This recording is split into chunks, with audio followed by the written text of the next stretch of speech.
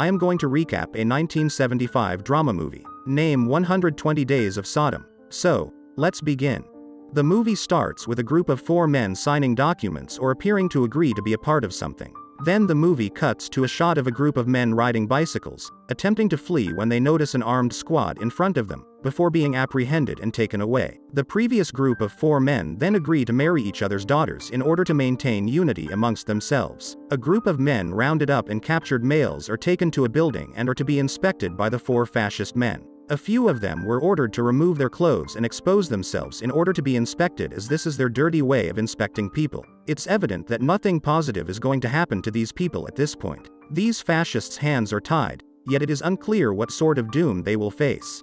The 4 men went to another building this time to inspect their female prisoners, but this time they're more eager to have them expose themselves. With each woman being examined having to remove her clothes and the men sitting in front of them are watching, so it is clear that something is wrong with them. When we see that they get clearly excited when one of the females starts crying in front of them, we know that only awful things await these soon-to-be victims, but it's also clear that these men are going to be cruel about it. They begin transporting the men and women to a new place where they may all be together, plainly loving the torment of other humans. However, the man jumps out of the back of the truck and makes a break for it, but does not go very far before taking multiple bullets to the back. 4 guys had no idea how easily they had escorted a huge match winner around the back. The 4 fascist men proceed to explain to their hostages that the outside world has no idea where they are. These people are already dead, and they were brought here because they are weak-tied beings whose only function is to now exist exclusively for the enjoyment of this form. So they've been transported all the way out here, where no one knows where they are, to be nothing more than playthings and sexual points for these sadistic males. Throughout the film,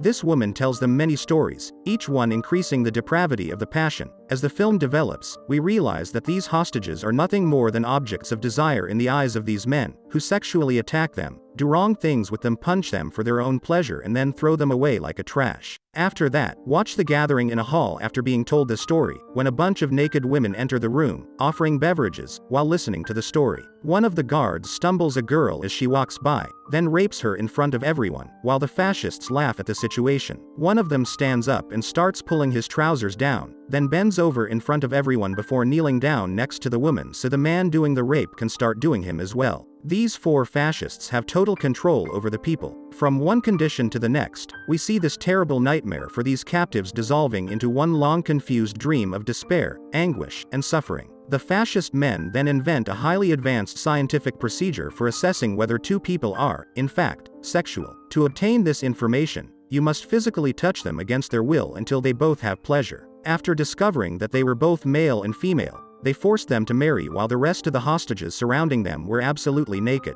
It's at this point that one of the fascists takes it upon himself to molest everyone in the room. They have no regard for anyone else. Everyone is nothing more than a means to an end in their eyes, but it just so happens that in this movie they used it for asexual ends, when they have no issues about doing whatever they want to these people. The newlyweds appear to be forced to sleep with each other, but they are stopped by the men shouting that they must be the ones to deflower them before indulging in sexual acts with each other. These individuals appear to be sexually excited by everything and do not appear to be afraid or hesitant in participating in these crimes, and even though they enjoy beating and molest them by sexually assaulting and harassing them in front of everyone. The woman tells us another story, this time about how a customer made her act like a dog while prostituting naturally. These men think it's a wonderful idea to get everyone down on their hands and knees with dog leashes linked to them and have their trousers and bark like dogs because, of course, they start tossing bits of food at them like a dog and then force them to eat out of dog bones. One man attempts to flee the situation, but he is violently and savagely beaten.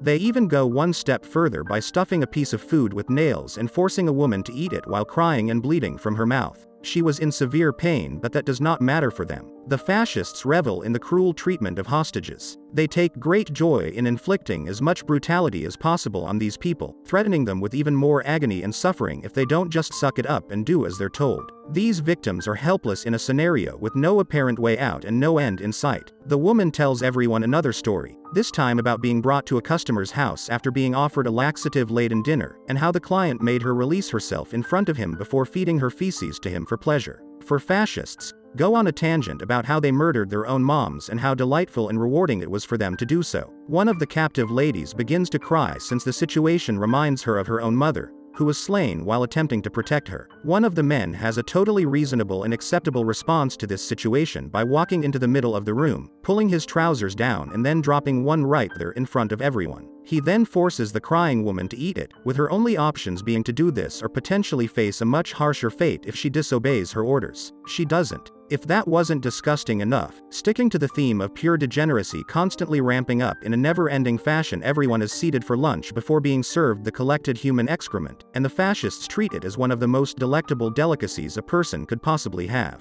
They took it in like it was your favorite dinner your grandmother cooked for you, and much like the woman before them, these hostages have no choice but to stomach what they've been given and just consume it. The fascists agreed to host the beauty contest to see who of the captives had the finest behind. The joy of being slain was the prize for winning this tournament. And, to be honest, that's probably the favored option for a lot of these individuals right now. That's the best option given what they've been through and what they're about to go through. The fascists would not murder them immediately because it would be way too wonderful of a gift and a waste of a person they could have mistreated. So, once the winner is determined, they bring a gun to his head and pull the trigger, but the gun is empty. This individual isn't going down without a fight. It's simply another tactic employed by fascists to terrorize and manipulate these people's emotions. Consider having high aspirations and being eager to be carried out. That is exactly what they have done to these folks. Another strange incident involves a wedding. At this moment, the fascists disguise themselves as ladies before marrying their guards. Unlike much of the film,